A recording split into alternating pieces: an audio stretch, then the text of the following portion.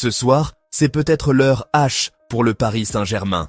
Après des années de tentatives, de désillusions, de critiques et d'immenses espoirs, le club de la capitale s'apprête à disputer la finale de la Ligue des Champions face à l'Inter Milan. Une victoire historique serait synonyme de première étoile européenne pour le PSG. Mais au-delà du terrain, c'est toute une ville qui retient son souffle et se prépare. Car en cas de sacre, les Champs-Élysées devraient se transformer en un gigantesque lieu de liesse. Comme après les victoires de l'équipe de France en Coupe du Monde, les supporters rêvent de célébrer cette consécration dans la joie, l'émotion et l'unité.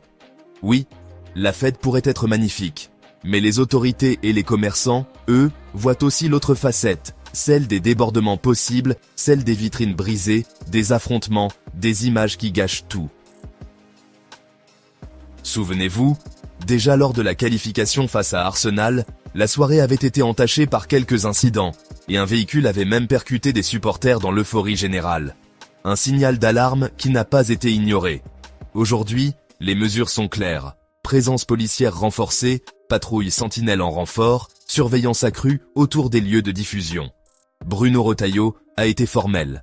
La sécurité est une priorité absolue. Et ce climat de tension se voit déjà sur les vitrines des Champs-Élysées. Lacoste, Bulgari, Salomon ont pris les devants.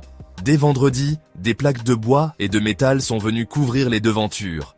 Une précaution, presque devenue réflexe à Paris, quand les émotions du football croisent la réalité urbaine. Mais du côté des supporters, un autre message circule. En cas de victoire, pas de gâchis.